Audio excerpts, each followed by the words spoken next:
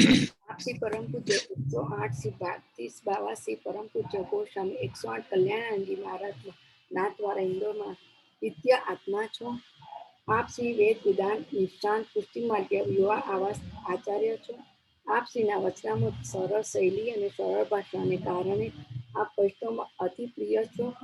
પુષ્ટિ માર્ગના વિવિધ વિષયો પર આપ શ્રી દેશ પ્રદેશમાં પ્રવાસ કરીને ગંભીર પ્રેરણાસ્પદ વચનામૃતની શ્રોતા વૈષ્ણવને પુષ્ટિ માર્ગનું પોષણ આપ્યું છે.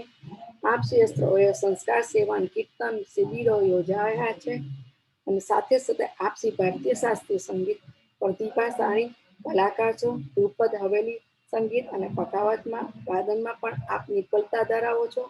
આપ શ્રીના વૈષ્ણવને વધુ સમય ના લેતા આજના વચનામૃત વૈષ્ણવને કૃતાર્થ કરો. શ્રી વલ્લભાદી સખી જય જય. આપણા ચરણમાં ખોટી ખોટી ધનો પ્રણામ. જય જય શ્રી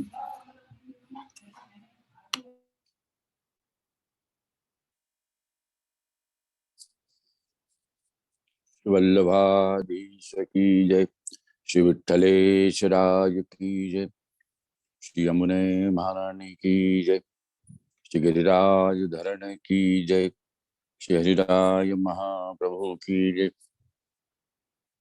सर्वात्मना प्रपन्नानां गोपीनां पोषयन्मना तं वन्दे विठ्ठलाधीशं गौरश्याम प्रियान्वितं नमामि विठ्ठलेश्वरं सदात्तुदारमानसं स्वभक्तरक्षणक्षमं विदेश भक्तिभावनं ज्ञानेन साधनैश्चान्यैः शून्यानस्मान् मुदाश्रम् अनुगृह्णाति स्वस्माकं प्रभुः श्री विठ्ठलेश्वर। चिंता संतान हंतारो यत्पादाम्बुजरेण स्वीयानां तन्नयाचार्यान् प्रणमामि मुहुर्मुहुः। यदनुग्रहतो जन्तुः सर्वदुःखातिगो भवेत्तमहं सर्वदा वन्दे श्रीमद्वल्लभनन्दनम्। अज्ञानतिमिरान्धस्य ज्ञानाञ्जनशलाकया चक्षुरुन्मिलितेन तस्मै श्रीगुरवे नमः। नमामि हृदये शेषे लीलाक्षीराब्धिशायिनं लक्ष्मीसहस्रलीलाभिः सेव्यमानं करुणानिधिं। चतुर्भिश्च चतुर्भिश्च चतुर्भिश्च त्रिभिस्तथा शतभिर्विराजते योऽसौ पंचधारदये।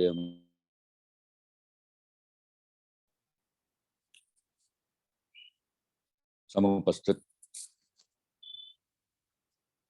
श्रीनाथजी वचनामृत संचालित करता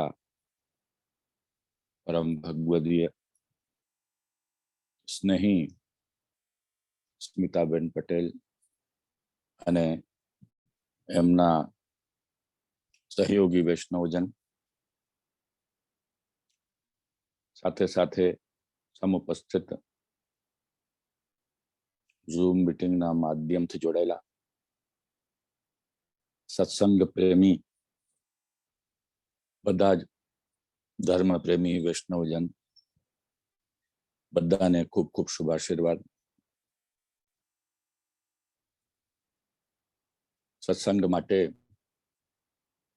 આ મંડળ ખૂબ જ પ્રયાસથી લગભગ 2 વર્ષથી સંચાલિત છે અને સતત આના માટે વૈષ્ણવોને પોષણ માટે પ્રયાસરત છે। બધા જ વૈષ્ણવોને અને સંચાલક કર્તાઓને ખૂબ ખૂબ બધાઈ અને શુભેચ્છાઓ। આગળ પણ એવી જ રીતે વૈષ્ણવને વિશેષ લાભ આચાર્યોનું વચનામૃત અને વિવિધ ગતિવિધિઓને આપવાનું છે, એના માટે ખૂબ ખૂબ શુભાશીર્વાદ, શુભકામનાઓ। આમ તો દરેક વિષય ઉપર ઘણા બધા આચાર્યો પોતપોતાના વચનામૃતના માધ્યમથી વૈષ્ણવને જાગૃત કરે છે, સિંચિત કરે છે અને વિવિધ વિષયો વૈષ્ણવને ખૂબ જ જ્ઞાન અને પ્રેરણા આપે છે પુષ્ટિ ભક્તિ માર્ગને સમજવા માટે અને આગળ વધવા માટે। એ બહુ આવશ્યક છે। એટલે સત્સંગની મહિમા આપણા શાસ્ત્રોમાં ગાવામાં આવી છે। પ્રસ્તુત વિષય એ શ્રીમદ વલ્લભાચાર્ય મહાપ્રભુજીનો ગ્રંથ છે પંચશ્લોકી. બહુ પ્રસિદ્ધ નથી વૈષ્ણવોમાં, એટલે મેં આ વિષયનું ચયન કર્યું છે ને ખૂબ સરસ ગ્રંથ છે. આમ તો બહુ સમય નીકળી જાય છે, એટલે જે ગ્રંથની પૂર્વ પીઠિકા અને કન્ટિન્યુએશન જે કહેવાય છે એ બાધિત થાય છે. છતાં પણ જે વૈષ્ણવો સાંભળે છે અને જે લોકોને ધ્યાન છે, સત્સંગની મહિમા ગઈ વખત સંઘ સર્વાત્મના ત્યાજ્યમ તચ્ચિત ત્યક્તુમ શક્યતે સહ સદ્ભિ સકર્તવ્ય સંત સંગસ્ય ભેષજમ આ શ્લોકના માધ્યમથી કહેવામાં આવી હતી, જેમાં શ્રીમદ વલ્લભાચાર્ય મહાપ્રભુના સિદ્ધાંતોમાં વિવિધ ઉદ્ધારોના માધ્યમથી, દાખલાના માધ્યમથી, સત્સંગ મહિના, પૌરાણિક અને શેષરાજી મહાપ્રભુના પ્રસંગોથી એને પુષ્ટ કરવામાં આવ્યા. એટલે પૂર્વાપરની જે સંગતિ છે એ પણ આગળના વિષય માટે આવશ્યક છે. પંચશ્લોકી ગ્રંથમાં આચાર્યશ્રી આજ્ઞા કરી છે, સર્વપ્રથમ જે ગ્રહ છે, ગૃહસ્થાશ્રમ છે, એના માટે ભગવત વિનિયોગ એને કરવો જોઈએ. બીજો એમાં પોઈન્ટ છે જે જીવનમાં આવશ્યક છે, સંગતિ કેવી કરવી જોઈએ? એ સંગતિ ભગવદીઓની કરવી જોઈએ. બીજાની આપણે કરીએ તો લૌકિક આસક્તિ અને વૈદિક ફલની આસક્તિ એ વધે છે. એ વધવાથી પુષ્ટિ ભક્તિ માર્ગીય ભગવાન પ્રભુ શ્રી કૃષ્ણ યશોદોત્સંગ લાલિત પ્રત્યે જે ભક્તોનો ભાવ છે એમાં કમી આવે છે અને આસક્તિ ઓછી થાય છે. એટલે લૌકિક વૈદિક આસક્તિ દૂર રહી ભગવત આસક્તિ વધારવાની છે. એ પ્રયત્ન પુષ્ટિ ભક્તિ માર્ગી વૈષ્ણવને કરવો જોઈએ. સત્સંગનો એટલો પ્રભાવ છે, જેમ વેદોમાં કહેવામાં આવ્યો છે, સ્વાધ્યાય પ્રવચનાભ્યામ ન પ્રમદિતવ્યમ. સ્વાધ્યાય અને પ્રવચનો પ્રમાદ કે આલસ્ય કરવો જોઈએ નહીં. કારણ કે જીવન જીવવાની જે ગાઈડલાઇન્સ છે, સાચો માર્ગદર્શન છે, એ અમારા આચાર્યો ગુરુઓ એ આપે છે અને પોતે અનુભવિત છે. ભગવદ આજ્ઞા છે એ પ્રમાણે જીવન જીવવાનો પ્રયાસ કરવાનું. એનાથી જ ધર્મ, અર્થ, કામ, મોક્ષ પ્રવૃત્તિ જે પુરુષાર્થો છે એ સિદ્ધ થાય છે. અને ભક્તિ માર્ગી દ્રષ્ટિએ ભક્તિ પણ સૌથી શ્રેષ્ઠ પુરુષાર્થ છે. એ જીવનના જે મૂળ પુરુષાર્થો છે એમાં ભક્તિ શ્રેષ્ઠ છે. બધા જ પુરુષાર્થો કરતા એ પણ ફલિત અનુભવ સત્સંગ દ્વારા જે મહાત્મ જ્ઞાન થાય છે એ મહાત્મ જ્ઞાનથી જ થઈ શકે છે. એટલે મહાત્મ જ્ઞાન પૂર્વસ્તુ સુદૃઢ સર્વથોધિક સ્નેહો ભક્તિથી ચોક્તસ્તયા મુક્તિર્ન ચાન્યથા, જે તત્વાર્થ દીપ નિબંધમાં શ્રીમદ વલ્લભાચાર્ય ચરણે મહાપ્રભુએ આજ્ઞા કરી છે. એ સત્સંગના માધ્યમથી ગુરુના સાનિધ્યમાં બેસી ગુરુ સન્મુખ ધન્ય ભાવથી પ્રશ્ન કરી જિજ્ઞાસાપૂર્વક, ત્યારે ગુરુ પોતાના મુખથી જે ભગવત શાસ્ત્રોનું રહસ્ય પુષ્ટિમાર્ગીય રીતે પુષ્ટિમાર્ગીય વૈષ્ણવને પ્રકાશિત કરે છે, એનાથી જ પુષ્ટિ ભક્તિ માર્ગીય વૈષ્ણવના હૃદયમાં એ ભગવદ મહિમા, મહાત્મ્ય, ભાવ, સ્વરૂપ દ્રઢ થઈ જાય છે, જેનાથી ભક્તિનો વિકાસ હૃદયમાં થાય છે. એટલે ભગવદીઓ એ પદોમાં ગાયો છે. શ્રી મહાપ્રભુજીની બધાઈ છે. મહાપ્રભુજીની બધાઈઓમાં પણ ऐसी बंसी बाजी बन ठंड में, महामुनिन की समाधि जागी, ऐसी बंसी बाजी। તો આ જે વેણુનાદ છે એ વેણુનાદ જે સુપ્ત પ્રાય અવસ્થામાં વૈષ્ણવો છે એમને જાગૃત કરવા માટે છે. જેમ વેદોમાં આજ્ઞા કરવામાં આવી છે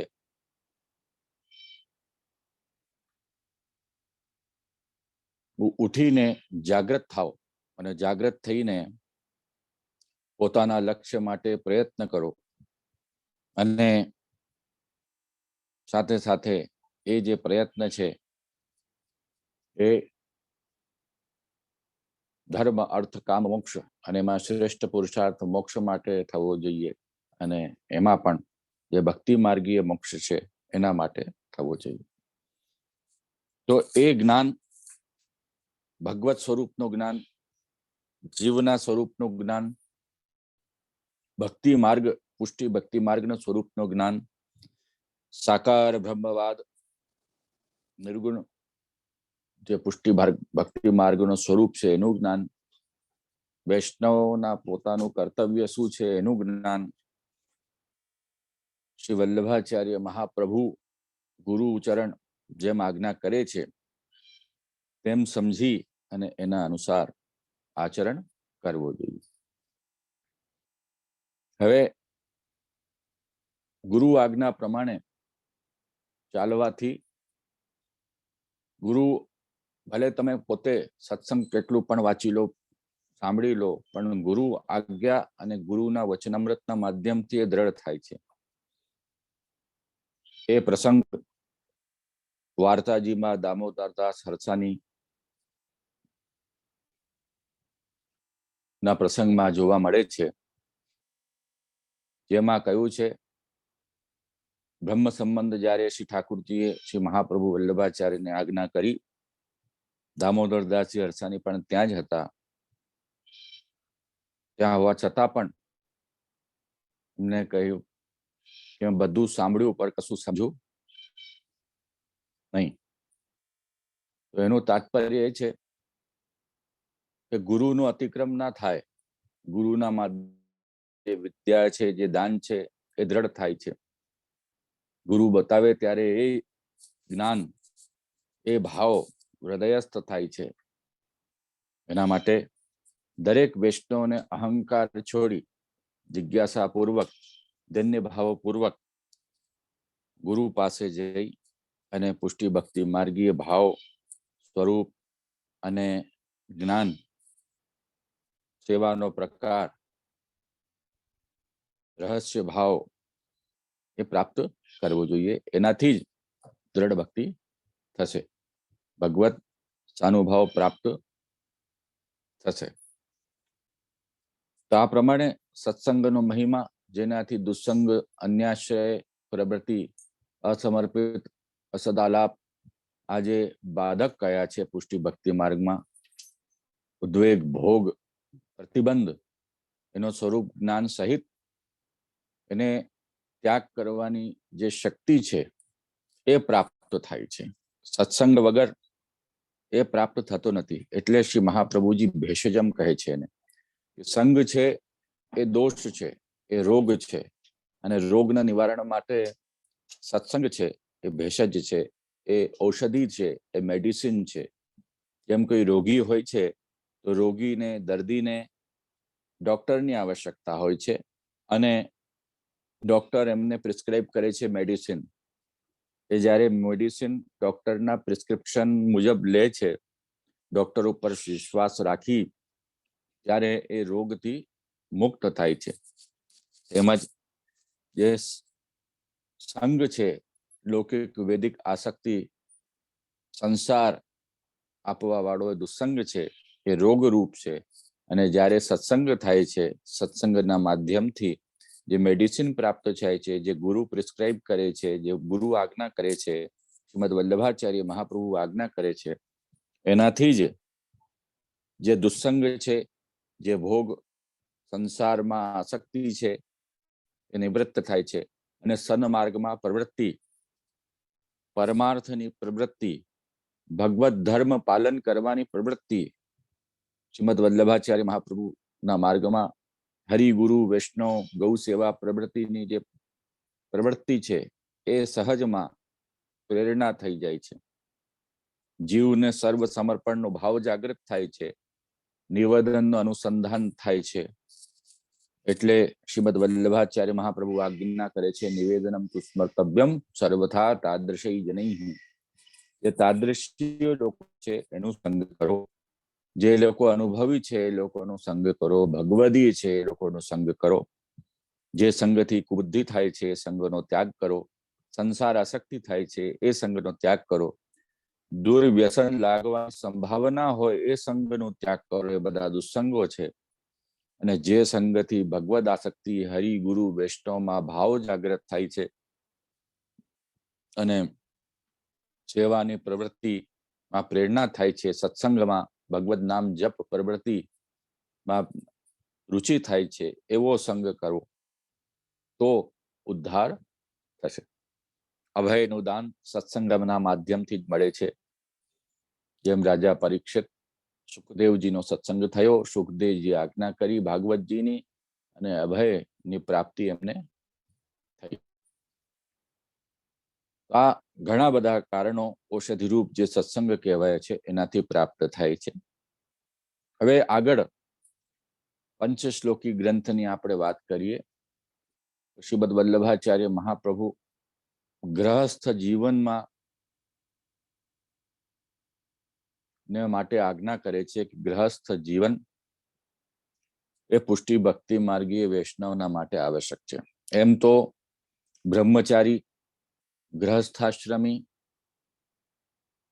અને વિરક્ત વૈષ્ણવ આવા ઘણા બધા વાર્તા પ્રસંગોમાં પ્રાપ્ત થાય છે, જે પોતપોતાની રીતે અતઃ સ્થેયમ હરિસ્થાને તદીયૈ સ તત્પરે, કોઈ પોતે સેવા કરે છે, કોઈ ભગવદીઓ સાથે કરે છે,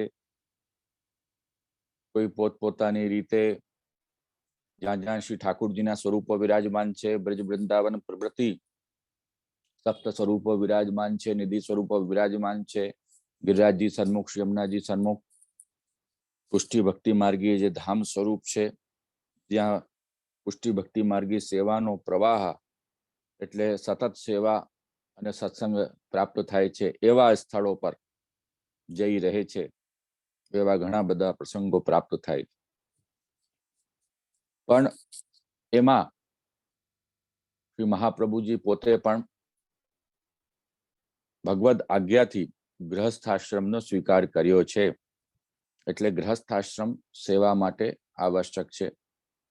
શાસ્ત્રોમાં પણ ગ્રહસ્થાશ્રમને બધા જ આશ્રમોનું મૂળ કહેવામાં આવ્યો છે. કારણ કે શાસ્ત્ર આજ્ઞા પ્રમાણે જ્યારે વ્યક્તિ ગ્રહસ્થ થાય છે ત્યારે જ જે વેદની આજ્ઞા છે અનેક પ્રકારના યજ્ઞ યાગાદિક કરવાની, એ સાથે રહી પતિ પત્ની બેસી એ યજ્ઞ યાગાદિક થઈ શકે. બીજું જે પિતૃ ઋણ છે, પિતૃ ઋણની જે નિવૃત્તિ છે એ સંતાન ઉત્પત્તિથી થાય છે. એ જે ષોડશ સંસ્કાર ગર્ભાધાન આદિ કયા છે એની સિદ્ધિ આ જ અવસ્થામાં ગ્રહસ્થાશ્રમની અવસ્થામાં થાય છે. અને એમાં પણ જે ગ્રહસ્થાશ્રમમાં રહી પણ વૈરાગ્યનો અનુભવ કેવી રીતે થાય એ શ્રીમદ વલ્લભાચાર્ય મહાપ્રભુ પોતે પ્રકટ કરીને જણાવ્યો છે. આસક્તિ ભગવાનમાં રાખવાની અને પુત્રે કૃષ્ણે પ્રિય રતિ આ આજ્ઞા પણ કરવામાં આવી છે. જે કૃષ્ણ પ્રિય ભગવદીય પુત્ર છે એ ગ્રહસ્થાશ્રમમાં રહી એમના માટે એ ભાવનાથી ગ્રહસ્થી વૈષ્ણવને સાથે રહેવું જોઈએ. તેમજ ગ્રહસ્થાશ્રમમાં જે બધા જ આશ્રમોનું પોષણ થાય છે અને ગ્રહસ્થાશ્રમમાં સંન્યાસ પણ માંગવા આવે, બ્રહ્મચારી પણ માંગવા આવે તો ગ્રહસ્થ આશ્રમી એને આપે છે. અને જે આતિથ્ય ધર્મ, અતિથિ ધર્મ એટલે કોઈ પણ અતિથિ ઘરે આવે, પુષ્ટિ ભક્તિ માર્ગીય ભાષામાં કહીએ તો વૈષ્ણવ ઘરે આવે, તો જે સંગ્રહ છે એટલે ધનનું જે સંગ્રહ કરવામાં આવે છે એનો સદુપયોગ શું? સૌથી પહેલા અતિથિ દેવો ભવ એ ભારતીય સંસ્કૃતિ છે, વૈષ્ણવોની પણ સંસ્કૃતિ છે. એટલે જે આવેલા અતિથિ છે, વૈષ્ણવ છે, એમને જલપાન, વિશ્રામની જગ્યા, મહાપ્રસાદ ઇત્યાદિ પ્રવૃત્તિ આપવાનું, સત્કાર સન્માન પૂર્વક વચનો, મીઠા વચનો બોલવાના, એ બધી જે આપણે ત્યાંની પદ્ધતિ છે એ ગૃહસ્થાશ્રમમાં સારી રીતે થઈ શકે. બ્રહ્મચારી તો ગુરુકુલમાં વાસ કરે અને વિદ્યા અધ્યયનમાં તત્પર રહે છે, અને સંન્યાસી જે છે એ તો તીર્થાટન કરે છે, કે સ્થળ ઉપર નિષેધ છે રહેવાનું, અને આમ અંજલિમાં જે આવી જાય એ અંજલિમાં પાત્ર જે છે એ જ ગ્રહણ કરે છે. ગ્રહસ્થીને ત્યાં રહેવાનું એમને નિષેધ છે, એકાંતમાં એમને રહેવાનું હોય છે.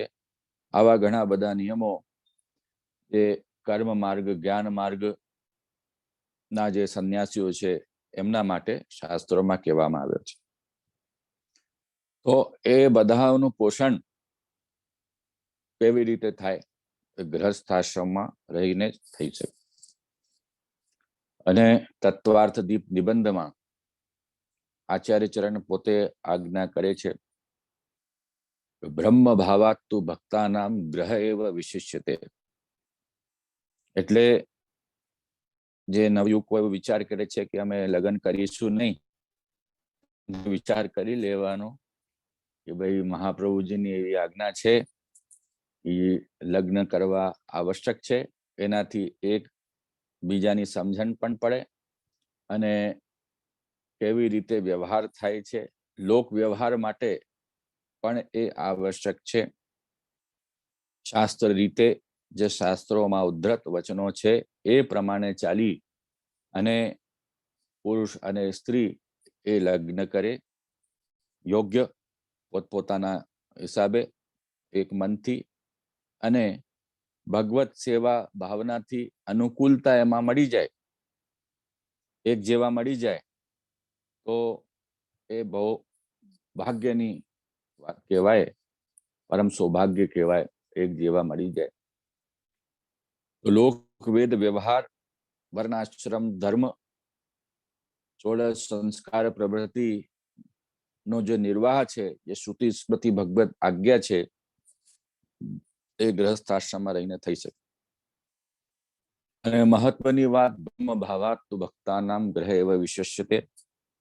હવે અહીંયા શ્રીમદ વલ્લભાચાર્ય મહાપ્રભુ આજ્ઞા કરે છે કે ગૃહસ્થાશ્રમી જેમના બધા જ પરિવાર વાળા અનુકૂળ રહે છે, એ જે ભગવત સેવા કરે છે, તો એ મર્યાદા માર્ગી જે જ્ઞાન માર્ગી છે એનાથી પણ શ્રેષ્ઠ છે. જે જ્ઞાન માર્ગીઓ હોય એ સર્વત્ર બ્રહ્મની ભાવના કરે, અને સર્વત્ર બ્રહ્મની ભાવના કરીને જે એને સિદ્ધિ પ્રાપ્ત થાય એને બ્રહ્મ ભાવ કહેવાય છે. સર્વત્ર બ્રહ્મના દર્શન એમને થાય. તો એ જે એમની અવસ્થા છે એ એમનું મધ્ય ફલ કહેવાય. સૌથી શ્રેષ્ઠ ફલ મર્યાદા માર્ગી જ્ઞાન માર્ગીનો છે. અક્ષર બ્રહ્મમાં એમનું લય થઈ જાય છે, સાયુજ્ય પ્રાપ્તિ થાય છે. તો જે મર્યાદા માર્ગી જ્ઞાન માર્ગીનો જે મધ્ય ફલ છે, જેને બ્રહ્મ ભાવ કહેવાય છે, એનાથી શ્રેષ્ઠ જે ભક્તિ માર્ગીય પુષ્ટિ ભક્તિ માર્ગીય વૈષ્ણવ પોતાના ગ્રહસ્થાશ્રમમાં રહી અને બધા જ કુટુંબીજનો સાથે સેવા કરે છે, ભગવત સેવામાં તત્પર હોય છે, પોતાની દેહ ઇન્દ્રિય પ્રાણ અંતઃકરણ મન ભગવત સેવામાં યોજે છે, અને પોતાના જે સંબંધીઓ છે એમને પણ ભગવત સેવામાં યોજી એમનું પણ ઉદ્ધાર કરે છે. તો એ તફાવત છે, એ શ્રેષ્ઠતા છે કે જે બ્રહ્મ ભાવની સ્થિતિ છે, સર્વત્ર બ્રહ્મના દર્શન થાય છે, એનાથી શ્રેષ્ઠ જે ભગવત સેવા છે. કારણ કે શાસ્ત્રોમાં એ કહેવામાં આવ્યું છે કે ભગવત સેવા ધીયમાનમ ન ગૃહ્ણંતિ વિના મત સેવનમ જનાહ. તતોન્યત કાલ વિપ્લુતમ, આ બધા સેવાના મહાત્માના શ્લોક છે. સાલોક્ય, સૃષ્ટિ, સામીપ્ય, સાયુજ્ય, બધી જે મુક્તિઓ છે એ પણ ભક્તો છોડી અને ભગવત સેવાનું ગ્રહણ કરે છે. અને જે કાલ વિપ્લુત એવા જે ભોગો છે, એટલે કાલથી જે નષ્ટ થઈ જાય છે એવા લૌકિક ભોગોની કામનાની વાત ક્યાં, જ્યાં મુક્તિની પણ કામના વૈષ્ણવો કરતા નથી. મુક્તિ પણ જ્યાં એમને તુચ્છ લાગે છે ભક્તિની આગળ, એવા જે પરમ ભગવદીય વૈષ્ણવ જેને મહાત્મ જ્ઞાન થઈ ગયો છે, એ સેવાનું મહાત્મ્ય છે. એ સેવા સ્વતંત્ર પુરુષાર્થ છે. સેવા જ સાધન અને સેવા જ ફલરૂપ છે. શ્રી હરિરાય મહાપ્રભુ શિક્ષાપત્રમાં આજ્ઞા કરે છે. તો આ પ્રમાણે જે ગ્રહસ્થાશ્રમમાં રહી કુટુંબીજનો સાથે જે અનુકૂળ કુટુંબીજનો છે, જે સેવામાં આપણે પ્રવૃત્ત થઈએ છીએ, એ બ્રહ્મ ભાવથી પણ શ્રેષ્ઠ અવસ્થા છે. એટલે ગ્રહસ્થાશ્રમની પણ અહીં વ્યવસ્થા બતાવવામાં આવી, કહેવામાં આવી. બીજું, જે ઘરમાં ગ્રહસ્થાશ્રમમાં રહી ભગવત સેવામાં તત્પર કુટુંબીજનો સાથે વૈષ્ણવ છે, એ જ્ઞાન માર્ગી ના જે શ્રેષ્ઠ ફલ છે એનાથી પણ ઉત્તમતાનો અનુભવ કરે છે. હવે જ્ઞાન માર્ગીઓનો ઉત્તમ ફલ શું?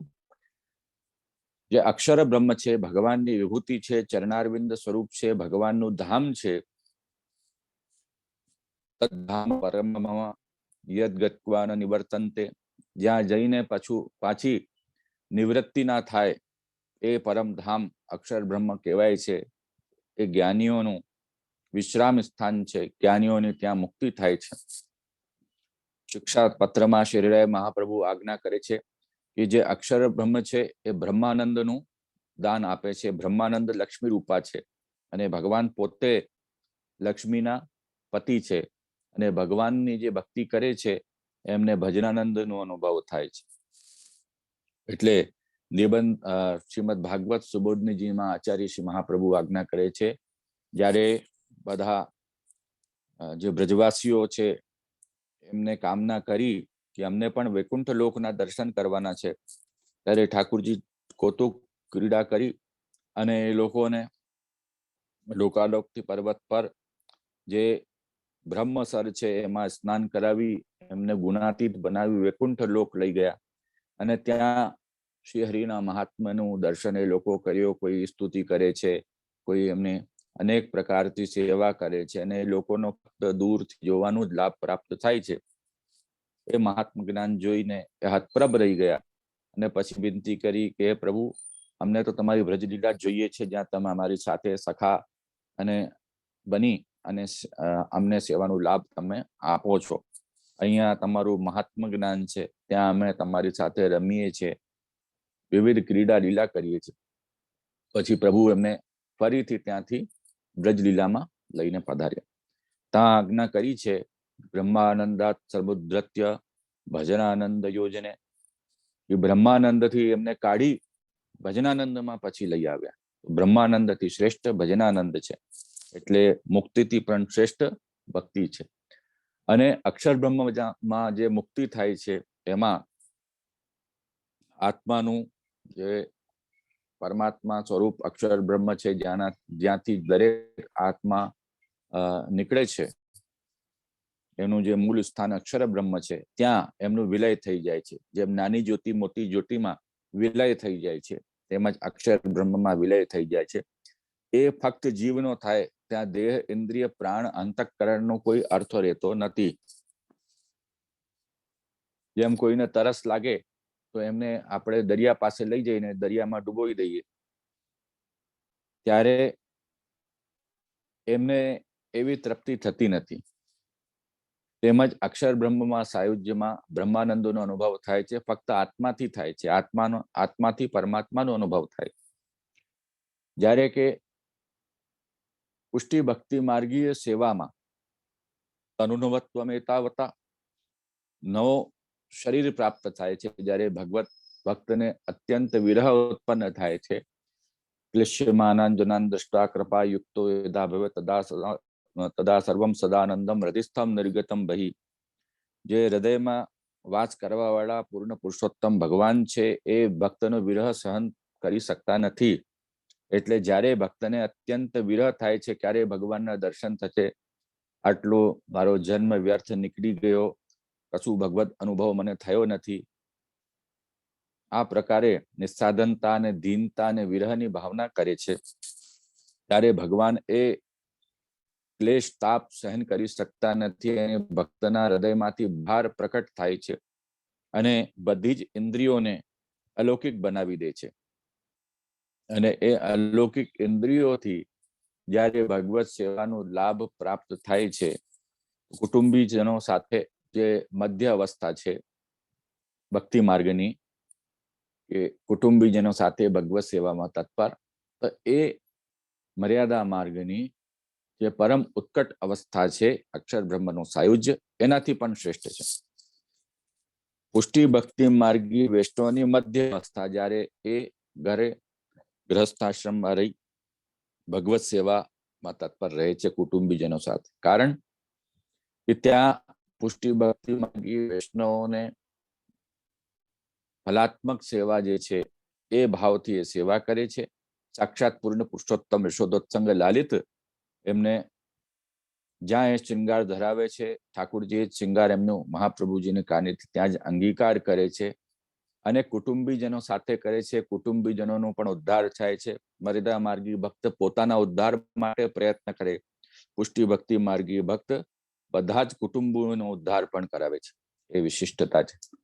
મર્યાદા માર્ગીય ભક્ત જે છે એ અક્ષર બ્રહ્મમાં સાયુજ્યથી ફક્ત આત્માથી બ્રહ્મનો અનુભવ કરી શકે, જ્યારે કે પુષ્ટિ ભક્તિ માર્ગીય ભક્ત દેહ ઇન્દ્રિય પ્રાણ અંતઃકરણ પ્રવૃત્તિ બધા જ જે આત્માના જે સાથે સંઘાત છે, જેને સાથે જીવાત્મા નામ ધારણ થાય છે, એ સાથે ભગવાનની સેવાનો લાભ લઈ શકે. એનાથી દેહ ઇન્દ્રિય પ્રાણ બધાનું પણ મહત્વ રહે છે અને એનું પણ વિનિયોગ થાય છે.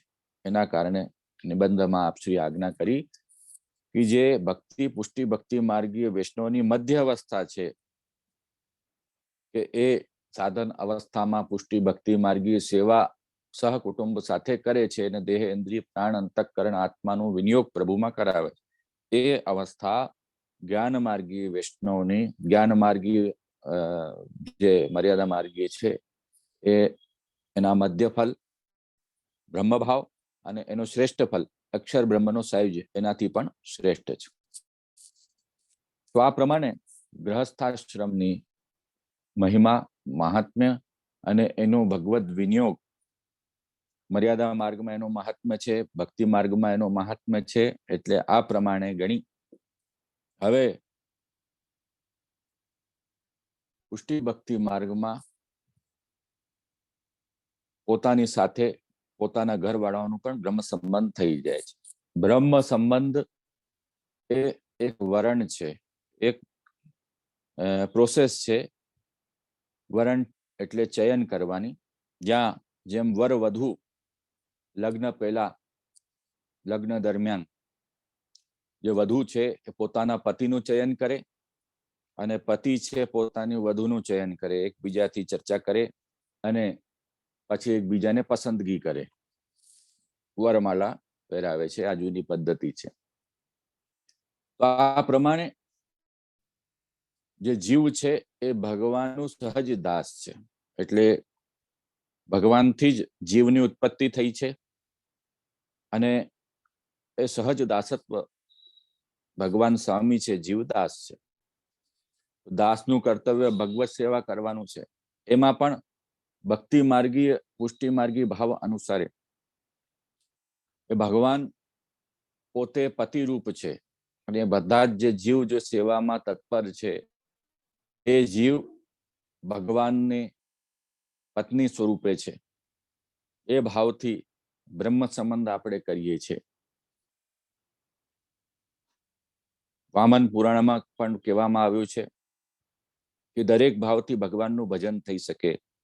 એમાં જે શ્રેષ્ઠ ભાવ છે સ્નેહનું મૂળ રૂપે જોવા જઈએ પુષ્ટિ ભક્તિ માર્ગીય રીતે પણ તો બે ભાવ છે, બાલ ભાવ અને માધુર્ય ભાવ. અને મર્યાદા માર્ગી દ્રષ્ટિએ પતિ એને કહેવાય છે જે સર્વથી રક્ષા કરે છે અને પાલન કરે છે, પોષણ કરે છે. તો મર્યાદા માર્ગી દ્રષ્ટિએ પણ ભગવાન પોતાના પતિ સ્વરૂપ છે, અને પુષ્ટિ ભક્તિ માર્ગી દ્રષ્ટિએ ગોપીજનોની ભાવથી વિચારીએ તો ભગવાન અલૌકિક પતિ છે, લૌકિક પતિ નથી. લૌકિક પ્રભુ કૃષ્ણો મનુતે નૈવ લૌકિકમ. ભગવાન શ્રી કૃષ્ણ પૂર્ણ પુરુષોત્તમ છે, એ લૌકિક પતિ નથી, લૌકિક સ્વામી નથી, અમારા અલૌકિક સ્વામી છે. લૌકિક સ્વામીની જેમ નશ્વર નથી, એ શાશ્વત છે.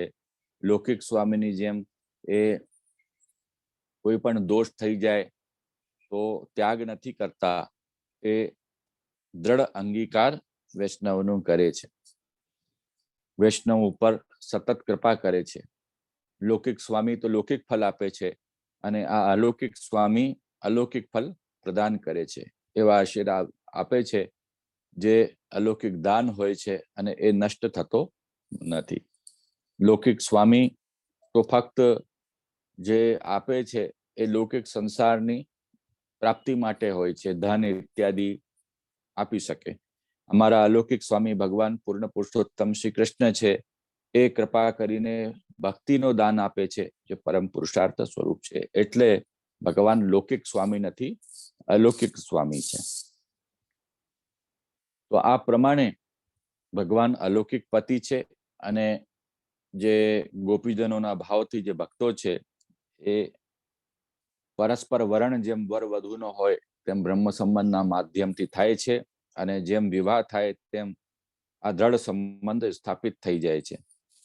તો જેમ પતિવ્રત નારીનો જે ધર્મ હોય છે પોતાના પતિની સેવા કરવાની, અને જેમ એ સંતુષ્ટ થાય એ પ્રમાણે કરવાનું, જે એમને આવશ્યકતા હોય આગળથી એ વિચાર કરી એમને અનુકૂળ રહી એ કરવાનું, અને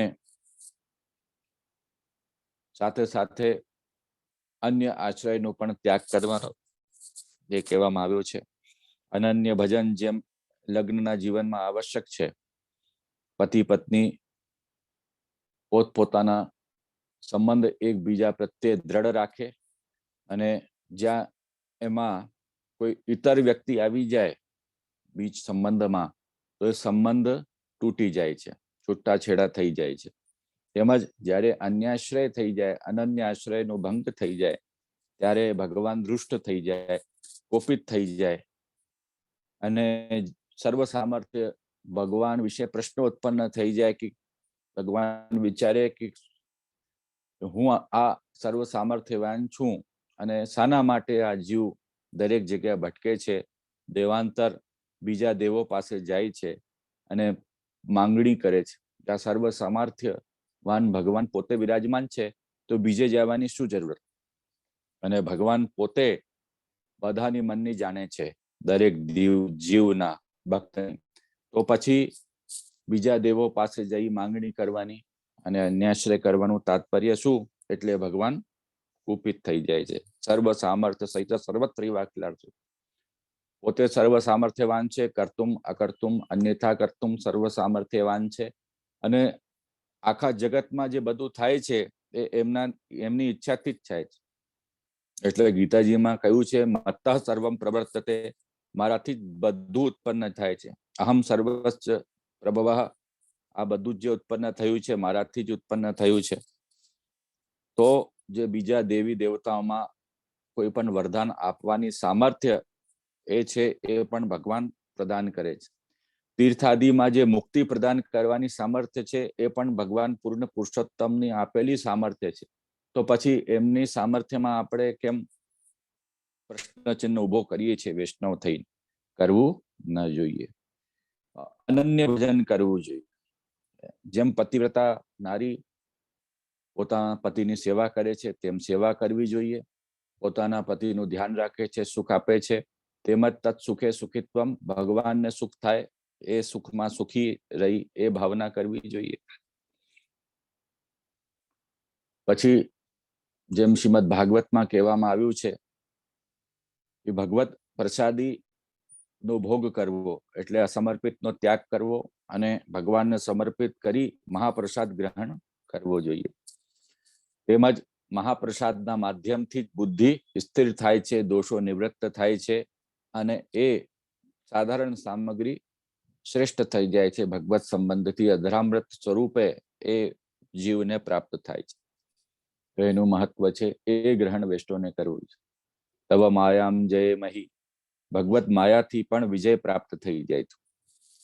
તો આ પ્રમાણે સેવકાનામ યથાલોકે વ્યવહાર પ્રસિદ્ધિથી, જે પ્રમાણે સેવકોના વ્યવહાર છે એ પ્રમાણે જીવને ભગવત દાસત્વ ભાવથી, ભગવાન પોતાના સ્વામી છે, અલૌકિક પતિ છે, એ ભાવથી રહેવું જોઈએ.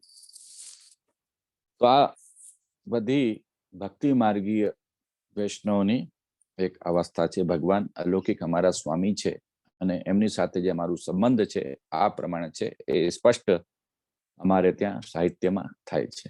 એ ભાવ વિચારવું જોઈએ. અન્યાશ્રય સમર્પિતનો ત્યાગ કરવો જોઈએ. હવે નિબંધમાં આચાર્ય શ્રી આજ્ઞા કરે છે, ભાર્યાદિ અનુકલશ્ચેત કાર્યેત ભગવત ક્રિયામ ઉદાસીને સ્વયં કુર્યાત પ્રતિકૂલે ગ્રહમ તજેત. તેમજ અહીંયા પણ તત્યાગે દૂષણમ નાસ્તિ યતઃ કૃષ્ણ બહિર્મુખા. જેમ 3 અવસ્થા કહેવામાં આવી છે ભક્તિ માર્ગમાં. જ્યારે જીવ શરણસ્થ થાય, બ્રહ્મ સંબંધ થાય, પછી ભગવત સેવામાં પરાયણ છે, પોતાની સાથે પોતાના કુટુંબીજનોને પણ સમર્પિત કરી દે, પણ એ લોકોનું પોતાની દોષોની નિવૃત્તિ જ્યારે બ્રહ્મ સંબંધ થશે ત્યારે જ થશે. તમને એ લોકો બાધક થશે નહીં. એ સિદ્ધાંત રસ નવરત્ન પ્રવૃત્તિ ગ્રંથોમાં આચાર્ય શ્રી મહાપ્રભુજી આજ્ઞા કરી છે. એ લોકો કેવી રીતે ભગવત સન્મુખ થાય એની ચિંતા ત્યાગવી જોઈએ. ભગવાન પોતે જ કરશે. સત્સંગનો લાભ એ લોકોને મળશે ત્યારે પોતે જ એ ભગવત શરણાગતિ અને ભગવત સેવામાં તત્પર થઈ જશે. આપણે સત પ્રેરણા સત્સંગ આપવાનું યથાશક્તિ, ફોર્સ કોઈને કરવાની આવશ્યકતા આપણે ત્યાં નથી. તો જે અમારી સાથે જે લોકોનું બ્રહ્મ સંબંધ થયું છે એ લોકો અમને બાધક સેવામાં થશે નહીં, પ્રતિબંધક અલૌકિક રીતે થશે નહીં. હવે 3 અવસ્થાઓ થાય છે કોઈ પણ એક વૈષ્ણવના જીવનમાં, કે તો જે ભગવદીય વૈષ્ણવ છે એમના જે પરિવાર કુટુંબીજન છે એ સહયોગી રહેશે, એ અનુકૂળ રહેશે. એ અનુકૂળ રહે એ બહુ સારી વાત છે સેવા સત્સંગ માટે, ભગવત ધર્મના નિર્વાહ માટે. બીજી અવસ્થા છે કે એ પરિવાર અને કુટુંબીજન ભગવત સેવામાં ઉદાસીન રહેશે. ઉદાસીનતાનું પ્રમાણ એ છે કે તમે તમારી રીતે સેવા કરો, અમે તમને કોઈ બાધા આપીશું નહીં, કોઈ પણ પ્રકારે ડિસ્ટર્બ કરીશું નહીં, પણ અમે પણ સેવા કરીશું નહીં. તમને કરવાનું છે બધી જ સગવડ અમે કરીને તમને આપી દેશું. એ ઉદાસીનતા. અને ત્રીજા પ્રકારના હોય છે એ વિરોધી હોય છે, એ બહિર્મુખ હોય છે, એ આસુરી હોય છે. તો કૃષ્ણથી જે બહિર્મુખ છે એ ત્રીજા વૈષ્ણવ સેવામાં, ભગવત સ્વરૂપના વૈષ્ણવની સેવામાં, હરિગુરુ વૈષ્ણવ, ભગવત ધર્મ, ભગવત નામ જપ,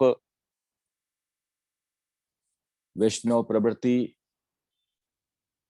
જે સાથે હોય છે, તો એ બધા જે ભગવત ધર્મ કહેવામાં આવ્યા છે, વિવેક, ધૈર્ય, આશ્રય, શરણાગતિ, સર્વ સમર્પણ, નિવેદન, ભગવત નામ જપ પ્રવૃત્તિ, જે ભગવત ધર્મો છે એનાથી એ વિમુખ હોય છે.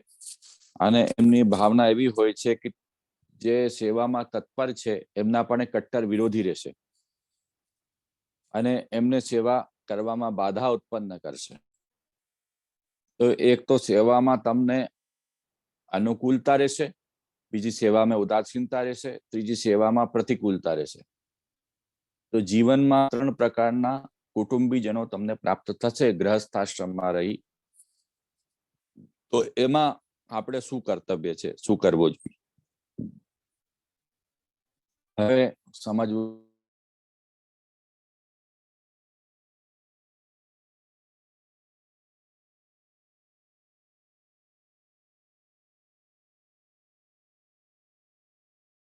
શ્રેષ્ઠ અવસ્થા છે.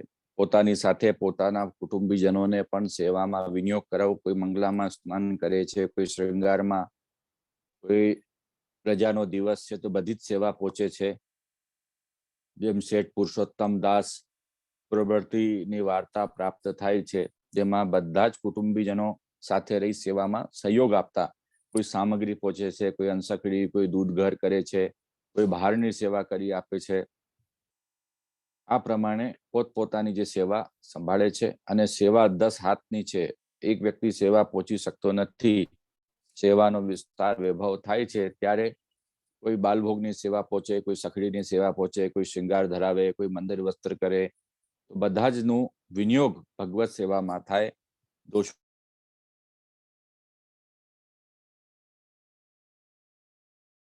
થાય, ભજનાનંદનું અનુભવ થાય.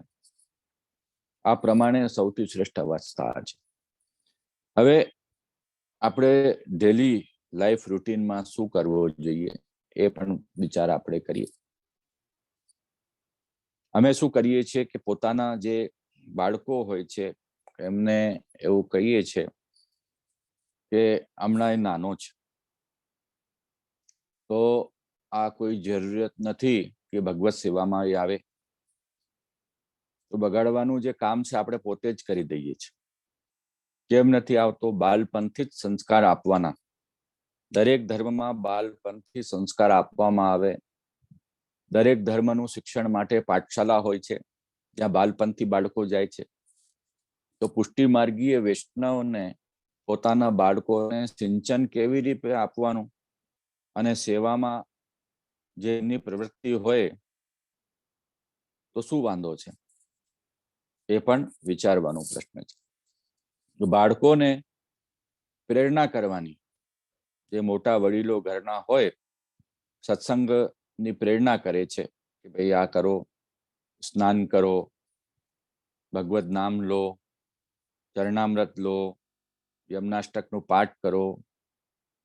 યમનાષ્ટક ના આવડે તો મંગલાચરણ કરો, ગુરુનું ધ્યાન કરો, મહાપ્રભુજીનું ધ્યાન કરો. આવી રીતે સત્પ્રેરણા આપવાની. બાળકોને શું શોખ હોય? એ મીઠા ખાવાનું શોખ હોય, તો બાળકોને જે પેંડા ઠાકુરજીમાં આવ્યા હોય, મિશ્રીજી જે હોય એ હાથમાં આપવાની ને કહેવાનું તું સેવા કરશે, પાઠ કરશે તો તારે આ રોજ મળશે. આમ કરી એમને પ્રેરિત કરવાનું. અને સેટરડે સન્ડે જ્યારે ટાઈમ હોય, કારણ કે ટ્યુશન હોય છે, બહાર ભણવાનું હોય છે, આવીને હોમવર્ક કરવાનું હોય છે નાના બાળકોને, તો ક્યારે સમય મળે? કઈ વાંધો નહીં. ઠાકુરજીની સેવા ચાલુ થઈ નથી તો તમે ઘરે સ્નાન કરો છો, પછી સ્કૂલ જાઓ છો, તો પહેલા ઠાકુરજીને દંડવત બહારથી કરી લો, એ તમારી દંડવતની સેવા થઈ. સ્નાન કરેલા હોય, ચરણામૃત લઈ પાઠ કરવાનું, એ તમારી નામ સેવા થઈ. પછી સ્નાન કરી જ્યારે તમે બીજા કપડા પેન્ટ શર્ટ કે બધું પહેર્યું નથી ત્યારે ઠાકુરજીની જે સુખામેવા મિશ્રી છે એમાં હાથ અડકાવી શકો, એ હાથ અડકાવી લો. વાટકી રાખી દો, એમના હાથ અડકાવી, એમની સેવા અંગીકાર થઈ જશે. આ પ્રમાણે નાના બાળકોને પ્રેરણા આપવાની અને એમને આગળ કરવાનું. સેટરડે સન્ડે નો ટાઈમ હોય, જ્યારે એમ લોકોની રજા હોય, તો પછી સાથે લઈને સેવામાં જવાનું. અને ઠાકુરજીની લીલાની જે બાલ લીલા છે, કૌતુક લીલા છે, માખણ ચોરી છે, ગૌ વત્સ હરણ અને આ બધી લીલાઓ છે. ઠાકુરજી બાછરડાના પાછળ ભાગે છે, બાળ લીલાઓ પ્રવૃત્તિ, તે સાંભળવામાં બાળકોની રુચિ હોય છે. તો એવી લીલાઓ, જે ઠાકુરજીની સારી સારી લીલાઓ છે, બાળકોને રુચિ ઉત્પન્ન થાય છે. એ બાળકોની લીલા, બાળકોને સ્ટોરી સાંભળવાની બહુ ટેવ હોય છે. પોતાના દાદા દાદી મમ્મી પાપાને એમ કે છે કે બેડ સ્ટોરીઝ જે છે સૂતી વખતે સંભળાવો, એ સંભળાવે છે ત્યારે બહારની સ્ટોરીઝ આપણે ટ્વિંકલ ટ્વિંકલ લિટલ સ્ટાર ને બીજી બધી ઘણી આપણે શીખવાડીએ છીએ એમને. એના કરતા આપણે ઠાકુરજીની સ્ટોરી શીખડાવ તો એનાથી એમને લીલાનું જ્ઞાન પણ થશે. તો મારી સાથે પણ આવો એક પ્રસંગ ઘટ્યો છે કે એક વખત બહાર વિદેશમાં હું હતો ને વૈષ્ણવ મને કહેતા હતા કે જે બાળકોને કશું સંસ્કાર મળતા નથી, આ લોકો સ્કૂલ જાય છે ત્યાં બધું ક્રિશ્ચિયાનિટીનો અને એનો પ્રચાર થાય અને એ પ્રમાણે એ લોકો આચરણ કરે છે, તો હવે શું કરવાનું? તો મેં એમ જ કહ્યું કે ભાઈ તમે કોઈ વખત એમને ઠાકુરજીની કોઈ સ્ટોરી સંભળાવી છે? તો કે ના. મેં કીધું કે કેવી રીતે એમને ખબર પડશે કે કૃષ્ણ કોણ છે, ઠાકુરજી કોણ છે? તો જે ઠાકુરજીની રંજક સ્ટોરીઝ, જે કથાના માધ્યમથી સરળતાથી સિદ્ધાંત સમજણ પડી જાય છે. જે નાગદમન લીલા છે, માખન ચોરી લીલા છે, ઠાકુરજી યશોદાજી પાલનાની લીલા છે, અને આ શાક સબ્જી વાળાની લીલા છે, એવી લીલાઓથી ક્રીડાથી બાળકોને ઠાકુરજી પ્રત્યે રુઝાન થાય, ઇન્ટરેસ્ટ ઉત્પન્ન થાય, એ સંભળાવવાની સમય ઉપર ઘણા બધા કાર્ટૂન્સ પણ આવે છે હવે તો, જે કૃષ્ણની લીલાઓનું વર્ણન કરે છે. ભલે એમાં એનિમેશન્સ ને બધું ઘણું હોય છે ને અમુક રંજકતા એન્ટરટેનમેન્ટ માટે ઘણું એમાં નાખે છે, પણ એનાથી કંઈક એમને કેવો સ્વરૂપ છે, કેવી રીતે લીલા કરી છે એનો અનુભવ તો થાય, પછી આપણે આપણી રીતે સુધારી શકીએ છીએ. તો આ પ્રમાણે બાળકોને બાળપણથી સંસ્કાર આપણે આપીશું તો ત્યારે એ સાચા વૈષ્ણવ થશે અને આગળ વધીને વૈષ્ણવતાનું વિસ્તાર થશે. બાળકોને આપણે એવી પ્રેરણા આપીશું કે ભાઈ કશું તારે કરવાનું નથી, હમણાં આ વૃદ્ધાવસ્થામાં કરવાની વસ્તુ છે, તો કશું થશે નહીં. પછી બાળકોને વિદેશી સંસ્કાર મળશે અને માતા પિતાની સેવા અને ભગવત સેવા એનાથી વિમુખ થઈ જશે, તો એ અમારો જ દોષ છે. એટલે આપણે તાલી વગાડીએ છીએ તો બંને હાથનું એમાં મહત્વ હોય છે. એક તરફ પેરેન્ટ્સ છે, એક તરફ બાળકો છે. બાળકોનું પણ કર્તવ્ય હોય છે, પેરેન્ટ્સનું પણ કર્તવ્ય હોય છે, ત્યારે જ એ કાર્ય સફળ થઈ શકશે. તો અનુકૂળતા ઘરમાં હોય ત્યારે અનુકૂળતામાં જે બાળકો અનુકૂળ હોય, તમને કંઈક અનર્ગલ વાતો ના કરે, કારણ કે નાની ઉંમરમાં હોય તો તમે જે કહો એ પ્રમાણે કરી દે. હવે મોટી ઉંમરમાં થઈ જાય, 15-16 વર્ષના થઈ જાય, પછી તમે કહો કે ચલો આવો ભગવત સેવા કરો, તો એ સમય નીકળી ગયો. પછી એ તમારાથી તર્ક વિતર્ક કરશે અને જો તમે એમનું સહી પ્રકારથી ઉત્તર આપી શકશો નહીં તો એ વિમુખ થઈ જશે. બીજું, ભગવત સેવામાં કે સત્સંગમાં જે આપણે મર્યાદાનું પાલન કરીએ છીએ, એ મર્યાદા ભગવત સુખાર્થ છે અને આચાર્યશ્રીની જે મેન્ડ છે એના પાલન કરવા માટે છે. અમુક સમય એ થઈ શકે, એ સંભાવના હોય છે કે આપણે અપરસ છોવાઈ જાય સેવામાં બાળકોના કારણે, પણ એમાં અકળાવાનું નહીં, ગુસ્સા કે રોષ પ્રકટ કરવાનું નહીં, એ ધૈર્ય રાખવાનું. કારણ કે જ્યારે આપણે એમ કરીએ છીએ નાના દૂર રહો અને એમને તર્કથી સમજાવીએ ના, જેમ હમણાં કોરોના કાળ નીકળ્યો તો કોરોના કાળમાં અપરસનું જ્ઞાન બધાને થઈ ગયો, કેવી રીતે હાથ ખાસા કરવાના, WHO વાળા હાથ ખાસા કરવાની પદ્ધતિ બતાવે બધાને, એકબીજાથી દૂર રહેવાનું, હેન્ડશેક નહીં કરવાનું, નમસ્કાર કરો દૂરથી, બહાર જાઓ તો બહારથી આવીને ઘરે પહેલા સ્નાન કરો, આખું જે ડ્રેસ છે, આપણે જે સચેલી સ્નાન કહેવાય છે, એ ડ્રેસ તમારી એમાં પણ કીટાણુ લાગેલા છે, વાયરસ છે, એ પણ સાથે પલોડીને સ્નાન કરો, શિરથી સ્નાન કરો, કોગળા કરો 15-16, જેનાથી શુદ્ધિ થાય. તો આ બધી જે પદ્ધતિઓ છે પુષ્ટિ ભક્તિ માર્ગીય સાયન્ટિફિક પદ્ધતિ, એ પુષ્ટિ ભક્તિ માર્ગી અપરસ જે સ્પર્શ મર્યાદા કહેવાય છે એની છે. તો એનું શીખવણ અને સાયન્ટિફિક તાર્કિક રૂપે નવા યુવાનીઓને આપવી પડે, ત્યારે એમને ખબર પડે કે ના ના આપણે ત્યાં જે છે એ બહુ સારી વસ્તુ છે અને સાયન્ટિફિકલી પ્રૂવડ વસ્તુ છે. એ તર્કથી આપણે સમજાવીએ તો એનું રુઝાન થશે, ઇન્ટરેસ્ટ આવશે.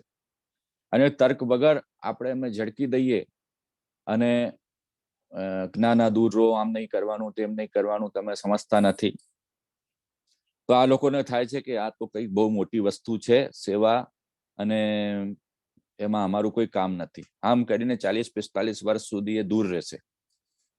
નાના મા બાપુજી કરે છે, દાદી કરે છે, બા કરે છે, એમને કરવા દો એમની રીતે, અમે અમારી રીતે પહેલા કમાવીશું, પછી જોઈશું.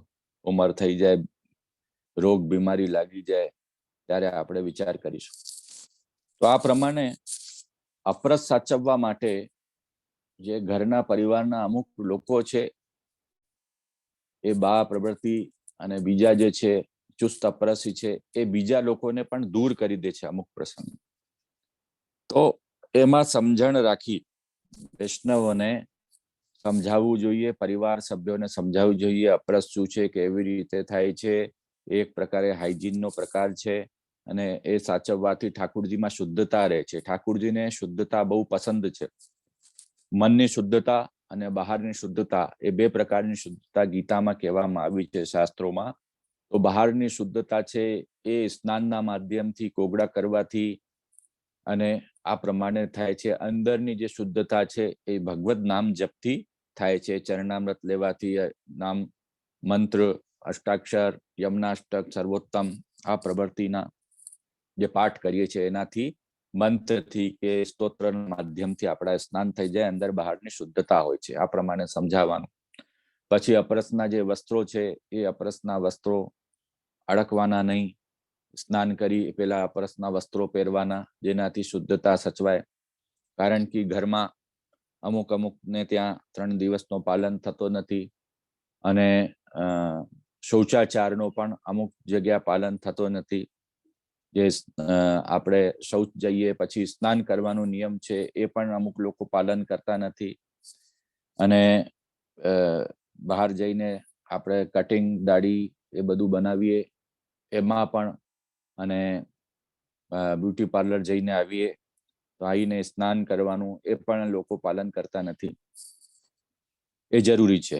ઘણા લોકોને સ્પર્શ દોષ થાય છે.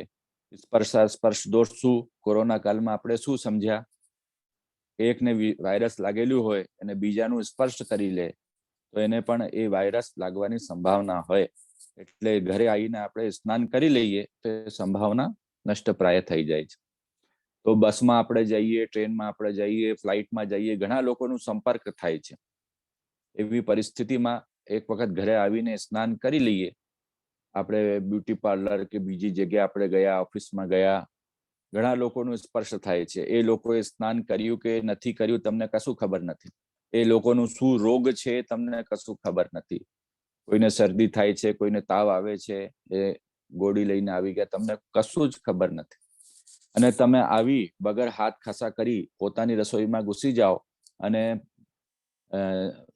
શૂઝ પહેરી અને ખાવા લાગો, તો કેવી રીતે હાઇજીન સચવાય? એ જ અપરસ છે. અને જે શૂઝમાં તમે બાથરૂમ જાઓ એમાં છીટા ને બધું ઉડે અને એને સ્પર્શ કરી તમે ખાવા લાગો તો એ બધા જે કીટાણુઓ છે તમારા અંદર જાય. તો આ બધું વિચાર જે સાયન્ટિફિક છે, હાઇજીનિક છે, એ વિચાર પુષ્ટિ ભક્તિ માર્ગી અપરસમાં કરવામાં આવ્યું છે. એ શિક્ષણ વૈષ્ણવને શાંતિથી બેસાડી પ્રેમથી નાના બાળકોને આપવું જોઈએ. ભાઈ આવી રીતે છે અને એ જ અપરસ છે, તમે સમજી લો. તો આનાથી એ લોકોને સમજણ પડશે, અપરસ શું છે ખબર પડશે. તો જે વડીલો છે એને આ વાતનું ધ્યાન રાખવાનું. બીજું, જે સમય પર ઉત્સવ, ત્યોહાર, મનોરથો હોય એમાં બધાને ઉત્સાહ હોય છે. અને બધાને ઉત્સાહ હોય છે તો ઉત્સાહનો ખંડન કરવો નહીં. કોઈને એવી ઈચ્છા હોય કે ભાઈ આપણે ફૂલની સજાવટ કરીએ, તો મનોરથોમાં બધું થાય છે. જે પુષ્ટિ માર્ગી પદ્ધતિ છે, પુષ્ટિ માર્ગી પદ્ધતિને અનુસરી જે મનોરથો થાય એ ગુરુ આજ્ઞા પ્રમાણે આપણે કહીએ છીએ, તો એ લોકોનું પણ વિનિયોગ થાય અને એ લોકોની જે ભાવના છે એ પણ સચવાય છે. ઈચ્છા હોય, જેની જેવી અનુકૂળતા અને જેવી રુચિ, એના ગુણ પ્રમાણે એમને સેવામાં યોજવાનું. એ જ શ્રી ગુસાઈજીએ આ કરી કે ભાઈ જેને ખેતરમાં રાખવાનું છે, જેને ફાર્મિંગની ઈચ્છા છે એ ફાર્મરમાં રહે, જેને ભગવત સેવાની ઈચ્છા છે ભગવત સેવામાં રહે, જે ગુણીજન છે વસ્ત્ર સેવા કરે. આ પ્રમાણે દરેક સેવામાં દરેકને યોજવાનું. અને સેવા બહાર અને અંદરની હોય. અમુક લોકો બહારની સેવામાં હોશિયાર હોય, બજારમાં જવાનું, ત્યાંથી અમુક વસ્તુ પરચેસ કરીને લાવવાની, ભાવતાઓ કરવાના અને સારીમાં સારી વસ્તુ લઈને આવવાની. એવા લોકોને બહારની સેવા આપવાની. અમુક લોકો મેનેજમેન્ટમાં દક્ષો હોય, ઘરમાં પણ ઘરની સેવામાં, તો એ મેનેજમેન્ટમાં અમુક આપણે વસ્તુ કરીએ, કોઈ ઠાકુરજીમાં ત્યોહાર કરીએ, જેને આપણે ઇવેન્ટ કહેવામાં આવે, તો એ સારી રીતે પુષ્ટિમાર્ગી રીતે સાજ સજાવટ ને સુંદરતા ઠાકુરજીમાં આવે. પલના હિંડોરા, એમાં આપણે સાજ સજાવટ કરવાની, જેમાં ફલ ના થાય, ફૂલ ના થાય, સુખા મેવા ના થાય. આ પ્રમાણે હોય. બધા વેસ્ટોને બોલાવવાનું, સમય પર અન્નકૂટ કરવાનું, એમાં બોલાવીને બધાની વ્યવસ્થા કરવાની, પ્રસાદી બધાને આપવાની. એવી જે બહારની વ્યવસ્થાઓ છે, તો ઘરના જે સભ્યો એમાં હોશિયાર હોય એમને એમાં યોજવાનું. કોઈ પણ પ્રકારે સેવામાં યુક્ત થાય અને મન ઠાકુરજીમાં લાગે, એનો પ્રયાસ, તો એ જે વડીલો છે એ કરી શકે. તો આ પ્રમાણે અનુકૂળતા હોય તો ભગવત સેવા જે ઘરના સભ્યો છે એનાથી કરાવવી જોઈએ. એ આપણે સિદ્ધાંત કહેવામાં આવે. બીજી અવસ્થા છે ઉદાસીન અવસ્થા. આપણે ઘરમાં બધાને કહીએ, કોઈને કહીએ ભાઈ તું પાઠ કરી લે, તો કે ના હું પાઠ નથી કરવાનું. કોઈને કહીએ સત્સંગ ચાલો હું વાર્તા વાંચી લઉં, તમે બેસી જાઓ 2 વાર્તા સાંભળી લો, કે ના અમને ટાઈમ નથી. કોઈ કે શિક્ષાપત્ર વાંચી લો, બેસી જાઓ તમે વાંચો હું સાંભળું, કે ના ના દાદી અમને ટાઈમ નથી. છોકરાઓ કે મમ્મા અમને ટાઈમ નથી. આવી રીતે જે ઉદાસીન હોય અને વર્ષમાં 1 દિવસ પણ ઠાકુરજીની સેવામાં આવવાની એ લોકોની ઈચ્છા ન હોય, ઇન્ટરેસ્ટ ન હોય મનથી, એ બધા ઉદાસીન કહેવાય. આ લોકો હવેલીઓમાં જાય છે, અમે જોયું છે કે પોતાના મા બાપુજીને ત્યાં મૂકવા આવે અને પોતે હવેલીની બહાર ઊભા રહે, પોતપોતાને 2 વ્હીલર ઉપર કે ગાડી ઉપર કે 4 વ્હીલર. એ મંદિરમાં પ્રવેશતા પણ નથી. ગાડીમાં બેસી ને મ્યુઝિક સાંભળશે, પણ હવેલીમાં દર્શન ખુલ્યા હોય, પાલના મનોરથ દર્શન ઉત્સવ તિલક થતા હોય, છતાં પણ કોઈ ઇન્ટરેસ્ટ નથી જવામાં. હા બાપુજી કરે છે, અમારું કર્તવ્ય એમની સેવા કરવાનું છે, અમારું કામ પૂરું થઈ ગયું, હવે જે અંદર થતું હોય થાય. એમાં પણ અમુક લોકો એવા હોય છે, અમુક સમય અવધિ પશ્ચાત, અમુક ઉંમરે જતા જતા જતા, કારણ કે જાય હવેલીમાં, અમુક લોકોથી ચર્ચા કરે, સત્સંગ થાય, ત્યારે લોકો કરે ખૂબ સુંદર દર્શન થઈ રહ્યા છે, તમે જાઓ જુઓ તો ખરા. આમ એ લોકોને અમુક સમય પછી અંદરથી થાય, ના ના એક વખત જઈને જન્માષ્ટમી છે આજે જોઈ લો, આજે દિવાળી અન્નકૂટ છે જોઈ લો, પ્રસાદ મળશે પ્રસાદ લઈ લો. આમ ધીમે ધીમે ધીમે રુચિ ઉત્પન્ન થાય છે. પછી ઠાકુરજીના દર્શનમાં આસક્તિ થઈ જાય છે. ના ના આજે બહુ સારા દર્શન શ્રી ગોવર્ધનનાથજીના, શ્રી લાલનના, શ્રી મદન મોહનજીના, શ્રી ગોકુલચંદ્રમાજીના, શ્રી વિઠ્ઠલનાથજીના અમને થયા, ખૂબ અમને આનંદ થયું. તો એમ આસક્તિ થઈ જાય, તો એ દુસ્સંગના કારણે ઉદાસીનતા આવી જાય છે. સત્સંગ એ લોકોને મળતો નથી, બહારનું સંગ દ્રઢ હોય છે. એટલે અમુક લોકો એમ કહી દે છે કે ભાઈ, જેમ ઘણા લોકો બહાર પ્રચાર કરે છે કે ભાઈ આપણે પરમાર્થ કરવાનું, એ કામમાં લેવાનું, સેવામાં આપણે જે વિનિયોગ કરીએ છીએ એ બધું વ્યર્થ છે. આમ જે શીખવણ આપે છે, એ લોકોના ભ્રાંત શીખવણમાં એ લોકો આવી જાય છે. ભાઈ તમે પરમાર્થના કામ કરો, પણ સેવા પણ કરો ને. બધું જ બેલેન્સ લાઈફમાં બનાવીને તમને રાખવું પડે, બધાને સાચવીને ચાલવું પડે.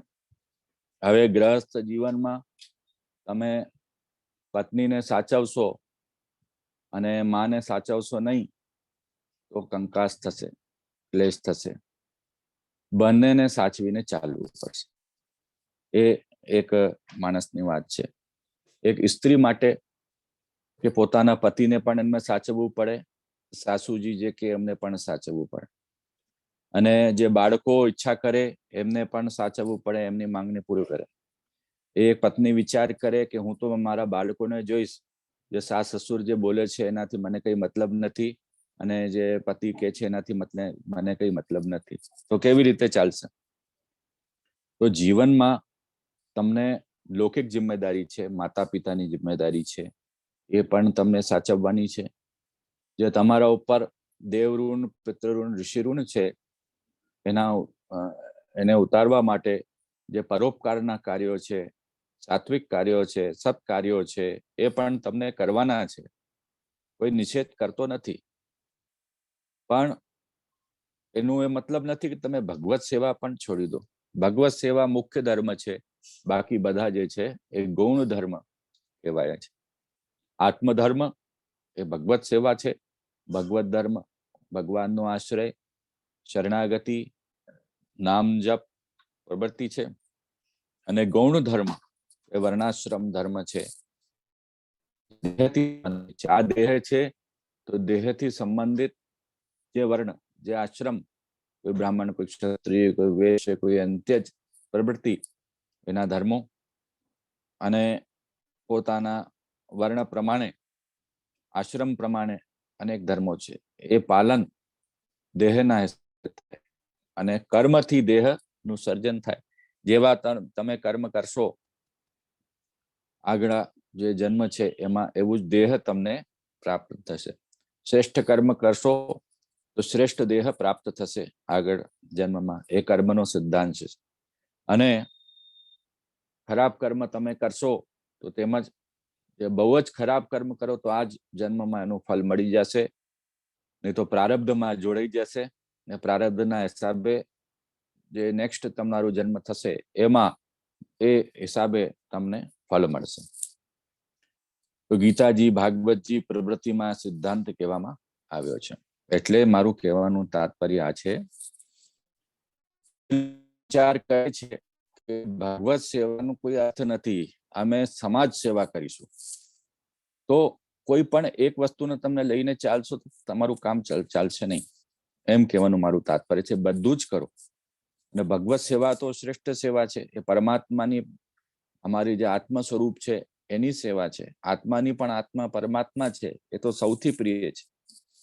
વેદોમાં એમ આજ્ઞા કરવામાં આવી છે કે પોતાનું પુત્ર એના માટે અમને પસંદ કે પ્રીતિ એમાં નથી કે એ અમારું પુત્ર છે, પણ એમાં એના માટે પ્રીતિ છે કે એ ભગવાનનો સેવક છે, ભગવત સેવક છે. તો આ પ્રમાણે વેદોમાં પણ કહેવામાં આવ્યો છે. તો એ પ્રમાણે અમને વિચાર કરવો જોઈએ, ભાવના કરવી જોઈએ. એનાથી મારો ઉદ્ધાર થશે. તો જીવનમાં ભગવત ધર્મ કરો એ સૌથી મુખ્ય ધર્મ છે. અને દેહ ધર્મ, માતા પિતાની સેવા કરવાની, કુટુંબીજનોની સેવા કરવાની, સમાજની સેવા કરવાની, દેશની સેવા કરવાની, એ ગૌણ ધર્મ કહેવાય છે. કારણ કે આ જન્મમાં અહીંયા જન્મ છે, બીજા જન્મમાં બીજી જગ્યા પણ થઈ શકે, કશું કહી શકતા નથી. દેહની સાથે જોડાયેલા ધર્મ છે. તો ગૌણ ધર્મ છે એના તાત્પર્ય નથી કે છોડી દેવાનું છે, બધું જ કરવાનું, ટાઈમસર કરવાનું.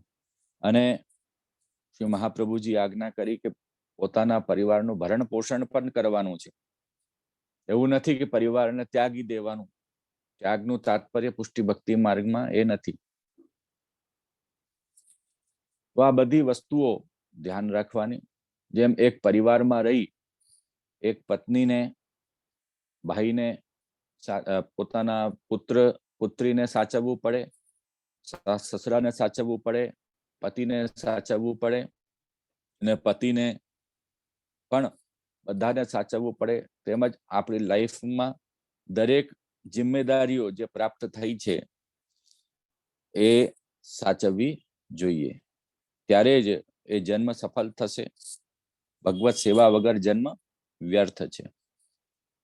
તો અમુક લોકો એમ કે છે કે ભાઈ ભગવત સેવામાં તમે દ્રવ્યનો વિનિયોગ કરો છો, એના કરતા ગરીબોને ખવડાવી દો. કોણ ના પાડે છે? તમે ખવડાવો.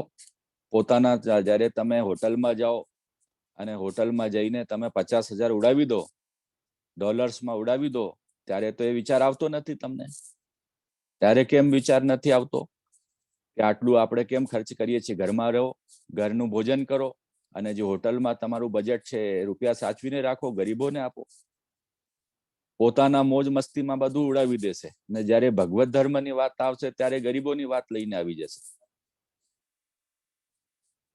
ગરીબોને આપો, ક્યાં ના પાડી છે? તમે $100, $100 કમાવો છો, 1000 કમાવો છો, $1,00,000 કમાવો છો, એમાંથી અમુક ભાગ કાઢો. શાસ્ત્રોમાં વચન છે 10% ધર્મમાં આપવું જોઈએ, અને ગરીબોના માટે, પરોપકાર માટે રાખો. કોઈને ખવડાવવા માટે આપો, કોઈને વસ્ત્ર આપવા માટે આપો, પોતાના માતા પિતા માટે આપો. આમ અલગ અલગ ભાગ કરો. ગૌ સેવા માટે આપો. અલગ અલગ કવર, લિફાફા બનાવીને રાખો. એમાં જે કમાઈ તમારી આવે, જે તમને મળે, એમાંથી મહિનાના અંતમાં અલગ અલગ લિફાફામાં રૂપિયા નાખો, ને 50% તમારી પાસે રાખો ડિપોઝિટમાં, 50% ખર્ચામાં રાખો. આવો શાસ્ત્રોનો નિયમ છે, એ પ્રમાણે કરો. બધું જ સચવાશે. તો જે ખોટા તર્કો કરે છે એમનું મેં તર્ક આપ્યું. તર્કથી જ તર્ક કપાવે છે. જે લોકો તમારી આગળ આમ કરે કે આનું કોઈ મતલબ નથી સેવામાં, એ સેવામાં આપો, ગરીબોની સેવામાં આપો, ફલાણામાં આપો, એમને આ પ્રકારે તર્કથી શાંત કરવાના. ભાઈ તમે પોતે પોતાની મોજ મસ્તીમાં ઉડાવો છો. વર્ષના અંતમાં કે દર મહિને તમે ફરવા જાઓ, બહાર હિલ સ્ટેશન જાઓ, ત્યારે શું? ત્યારે 1 લાખનું પેકેજ હોય. વિદેશ યાત્રામાં જાઓ ત્યારે પરિવાર સાથે 4 લોકો જાય તો 6 લાખનો ખર્ચો ફ્લાઇટનો. પછી એ રૂપિયા ક્યાં ગયા? એ કેવી રીતે તમે વાપરશો? એ સદધર્મમાં વાપરો. કેમ જાઓ છો વિદેશ યાત્રામાં? તર્ક કુતર્ક. હવે ઉદાસીને સ્વયં કુર્યાત, આ શ્રી વલ્લભાચાર્ય મહાપ્રભુની આજ્ઞા છે. જ્યારે ઉદાસીન અવસ્થા હોય ત્યારે ભક્તને પોતે સેવા કરવી, પરિવારજનોને સત્પ્રેરણા કરતા રહેવાનું. ભાઈ તારી ઈચ્છા હોય તો આવો, બેસ, સાંભળ. કારણ કે આપણે કીર્તન કરીએ, કોઈ સાંભળે, 2 મિનિટ બેસી જાય, એ સાંભળતા સાંભળતા પણ એમને ભાવ જાગૃત થઈ જાય. એમને કહ્યું ભાઈ કઈ વાંધો નહીં, તું ના આવ, જોબ ઉપર જાય ત્યારે દંડવત કરી જાય. ઠાકુરજીને ફક્ત દંડવત તો કરી શકે, દંડવત ના થાય તો આમ હાથ જોડીને જજે.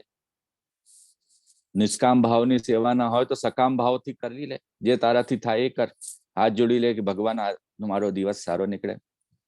શ્રીમદ ભાગવતજીમાં આચાર્ય શ્રી મહાપ્રભુ આજ્ઞા કરી છે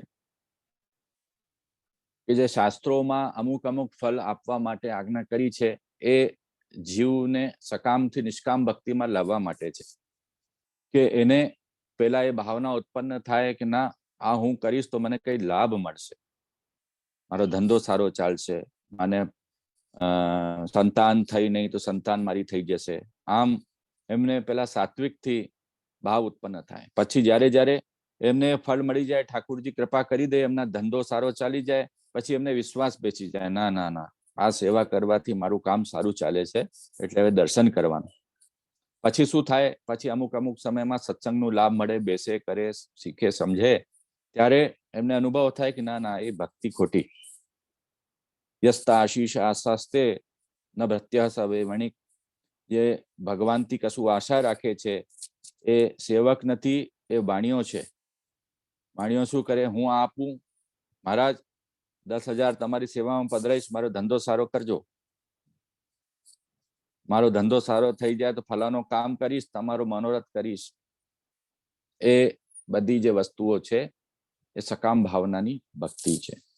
પછી સત્સંગના માધ્યમથી, વૈષ્ણવના સંગના માધ્યમથી, ગુરુના વચનામૃતના માધ્યમથી ભાગવત સુબોધનજી વાંચે કરે, એનાથી નિષ્કામ ભક્તિમાં જાય છે. ના ખોટું હું કરું છું, ઠાકુરજીને કેમ શ્રમ આપું, ઠાકુરજી બધું જ આપશે, બધાની મનની જાણે છે અને સર્વ સામર્થ્યવાન છે. સર્વેશ્વર સર્વાત્મા નિજેચ્છાતઃ કરીષ્યતિ, આ પ્રમાણે વિવેક ઉત્પન્ન થાય ધીમે ધીમે ધીમે ધીમે. તો ઘણા લોકોને પહેલાથી નિષ્કામ ભક્તિ થઈ જાય, ઘણા લોકોને પહેલા સકામ ભક્તિ થાય. પહેલા જોઈ લે કે હું અહીંયા દર્શન કરવા આવું છું ઠાકુરજીના, તો મારું કામ સારું ચાલે છે. ધીમે ધીમે ધીમે પછી ભક્તિ માર્ગમાં પ્રવેશ કરશે, નામ બ્રહ્મ સમન લેશે, પછી આગળ વધશે. તો એવા ઘણા લોકો છે. તો જેને જેવી રુચિ હોય એ પ્રમાણે એ કરે છે. આ પ્રમાણે આપણે સત પ્રેરણા આપવાની, અને એકદમ વિરુદ્ધ હશે તો કશું કરશે નહીં, ઉદાસીન જ રહેશે. આ પ્રમાણે ઉદાસીનતાની જે અવસ્થા છે એ અવસ્થામાં પોતે સેવા કરવાની, ભગવત સેવા, અને બીજાને કઈ હેરાન કરવાનું નહીં, જોર જબરદસ્તી કરવાની નહીં, એનાથી ઘરમાં ક્લેશ થાય છે. ત્રીજી અવસ્થા બતાવી છે, તત્યાગે દૂષણમ નાસ્તિ યથ કૃષ્ણ બહિર્મુખા. ત્રીજા પ્રકારના જે કુટુંબીજનો હોય છે કૃષ્ણ બહિર્મુખ હોય છે.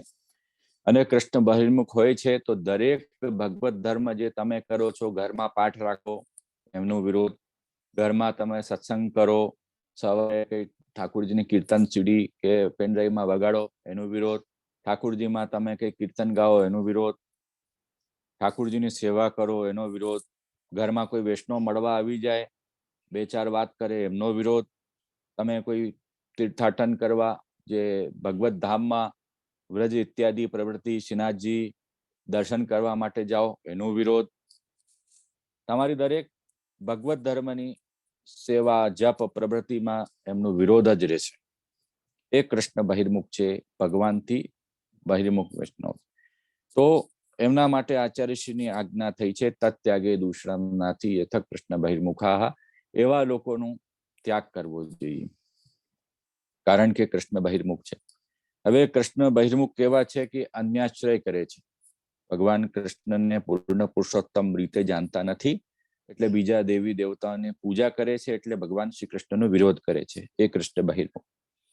બીજું, લૌકિક અને વૈદિક આસક્તિમાં આગળ છે, ધનના માટે પ્રયત્નશીલ છે, આખો જીવન ધનના માટે લગાવેલું છે, ધનનું કશું સદુપયોગ કરતા નથી, પોતાના જે જીવોપસ્થ પરાયણા છે, ખાવા પીવામાં, સારું પહેરવાનું અને પોતાના સ્વાર્થમાં જ એનો ખર્ચો કરવાનો, એમાં જ એ લોકો તત્પર છે.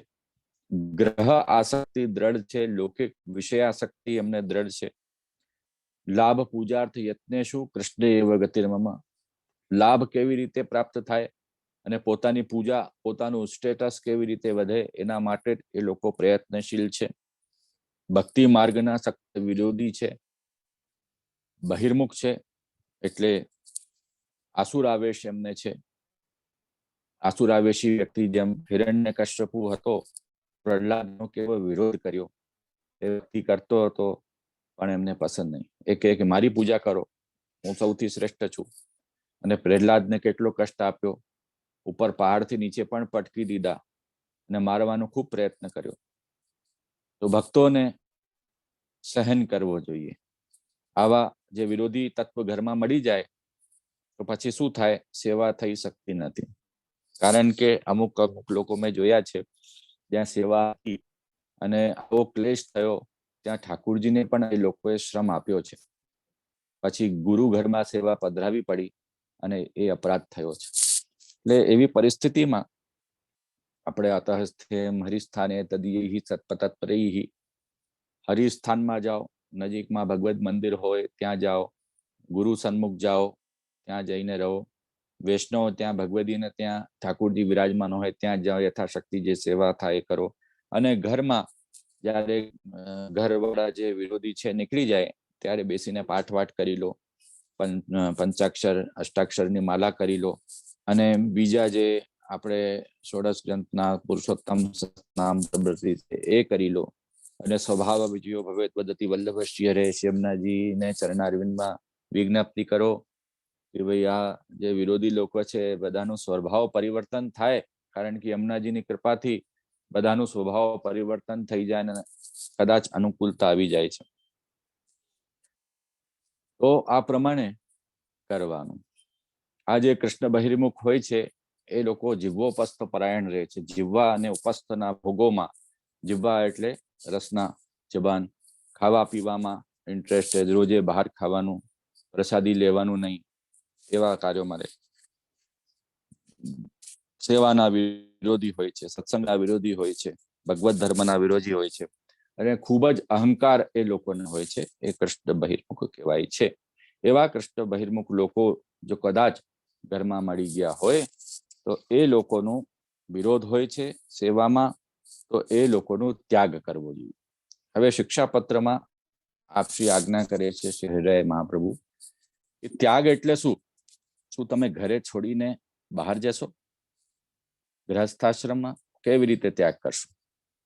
કારણ કે સાધન અવસ્થા જ્યારે તમારી છે અને તમે પણ પોતે આશ્રિત છો, તો કેવી રીતે ઘર છોડીને બહાર જવાનું?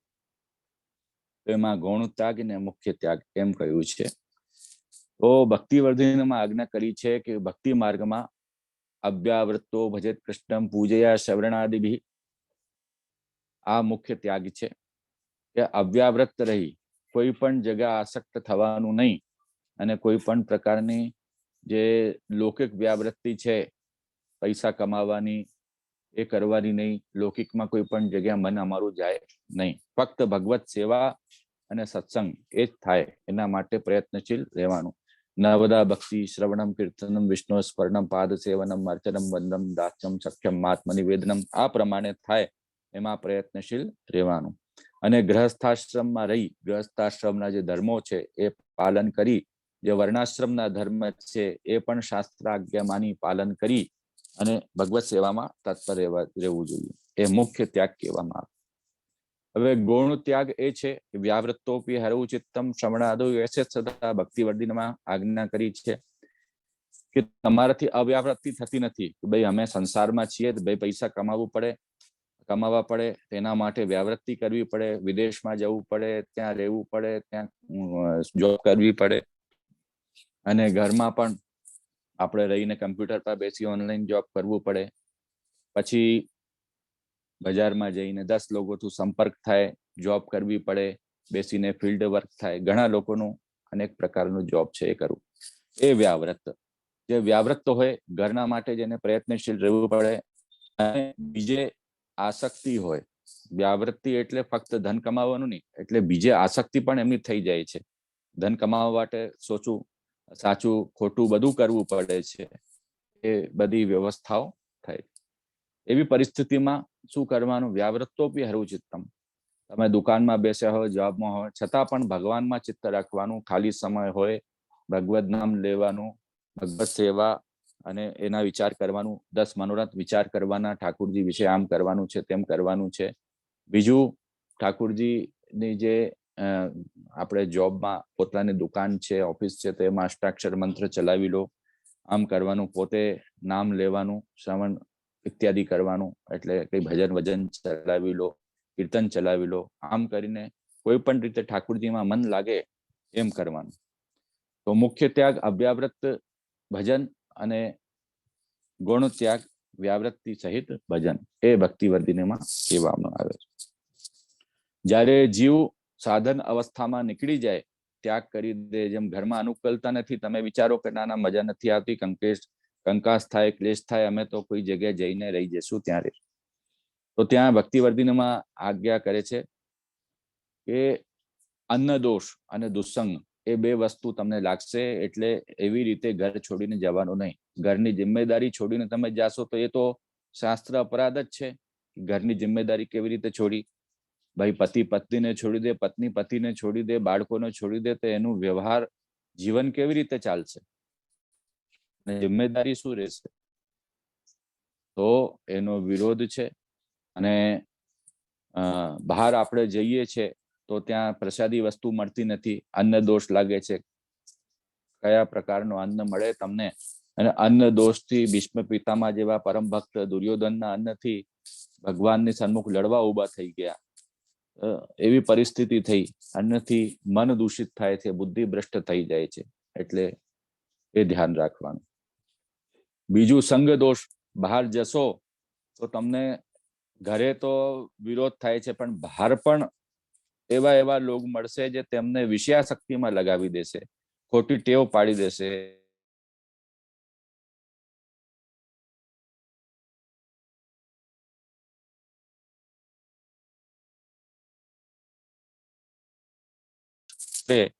જ્યાર સુધી મનની દ્રઢતા થઈ નથી, ભક્તિ દ્રઢ થઈ નથી, પ્રેમ આસક્તિ વ્યસન દ્રઢ થયા નથી, ત્યાં સુધી બહાર જવાનું એટલે ભાવનો નાશ થઈ શકે છે, એમ આપ શ્રી આજ્ઞા કરે.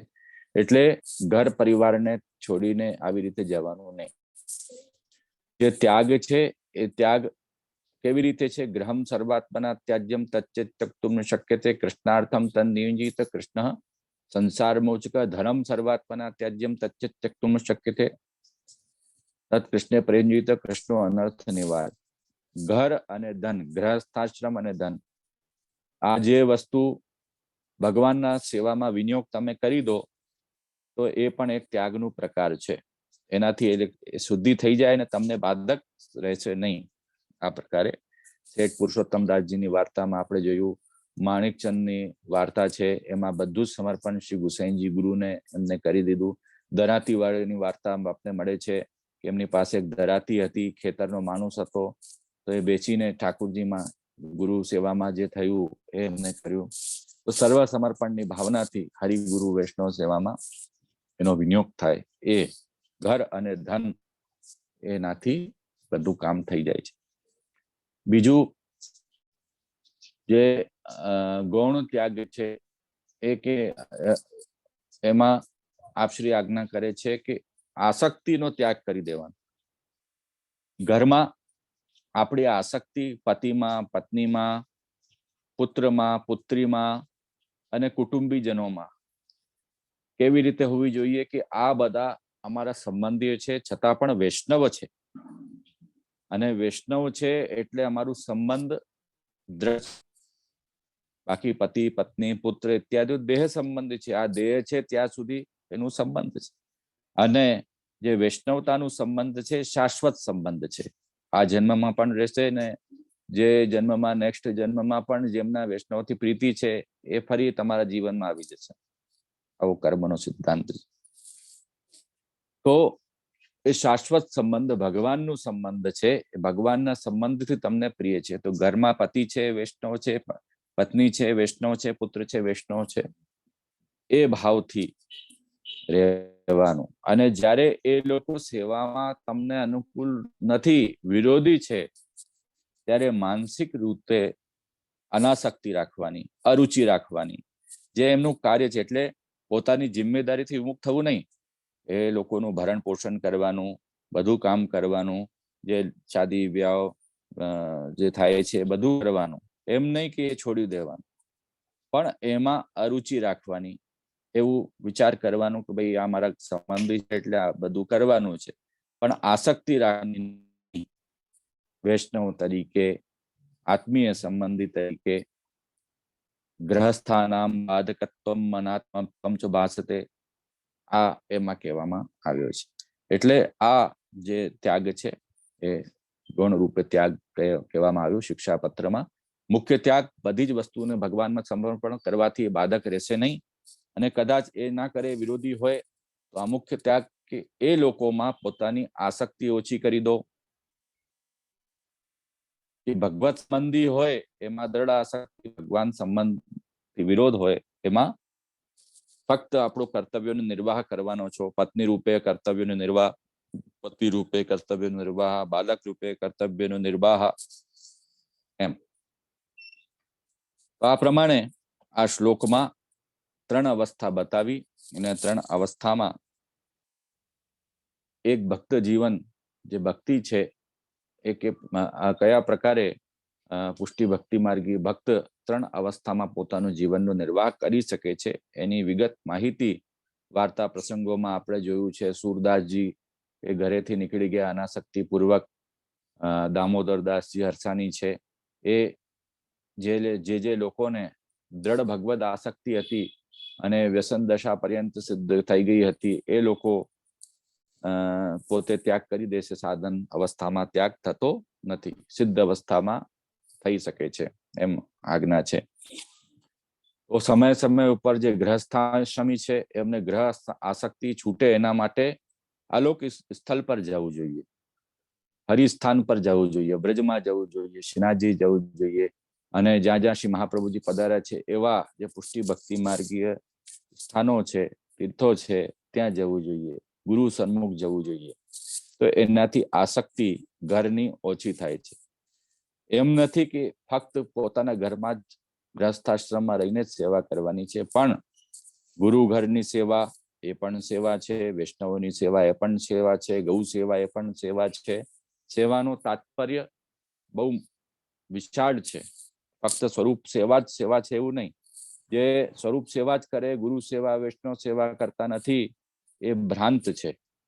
ભગવત કૃપાથી ગુરુના માધ્યમથી સેવા પ્રાપ્ત થાય, દાન બળો કે દાતા એ કહેવામાં આવે છે. એટલે ગુરુ સેવા છોડી જેને સેવા પધરાવી દીધી છે ગુરુને ભૂલી જાય તો એ ના ચાલે.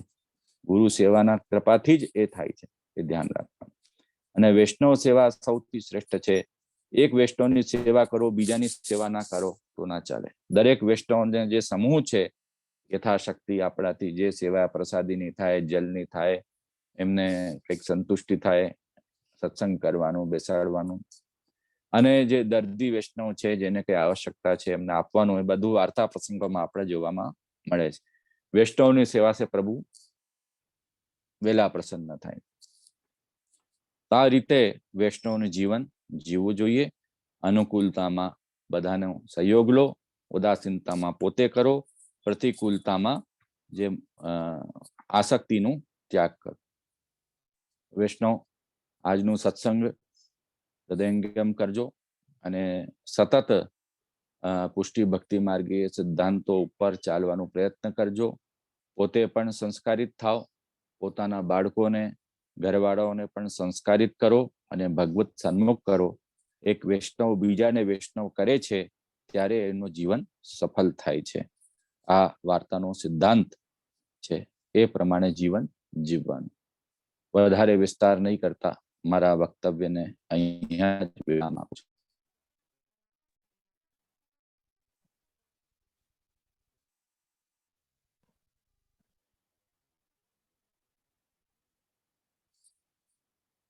જય શ્રી દંડવત પ્રણામ. ધન્યવાદ જય શ્રી. બધાને આશીર્વાદ. જય જય અમારા સહ પરિવારના પંચાંગ પ્રણામ. જય જય બધાય. દંડવત પ્રણામ, બહુ સુંદર. જય હો એક સવાલ કી જય કૃપાઈજી પરમ દયાળ. જય જય જય દંડવત પ્રણામ.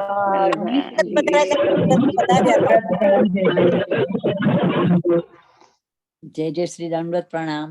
એક સવાલ હતો.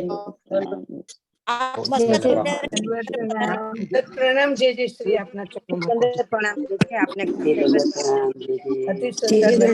પ્રણામ ચંદ્રાવલીજી સખી આજે ખૂબ ખૂબ બધાય સદૈવં. જય જય શ્રી બધાય દંડવત પ્રણામ. આપે ખૂબ સુંદર વચનામૃત આપ્યું. પ્રેક્ટિકલ લાઈફમાં ખરેખર બને છે અને અમે આગળ વધીએ બસ આપના આશીર્વાદથી. બિલકુલ બિલકુલ બેન તન્ના બોલું છું. આપ મસ્કત પધાર્યા ત્યારે મારા ઘરે પધાર્યા હતા. પ્રણામ. બહુ સુંદર. બિલકુલ બિલકુલ આશીર્વાદ. આનંદમાં છો બધા? હા જી.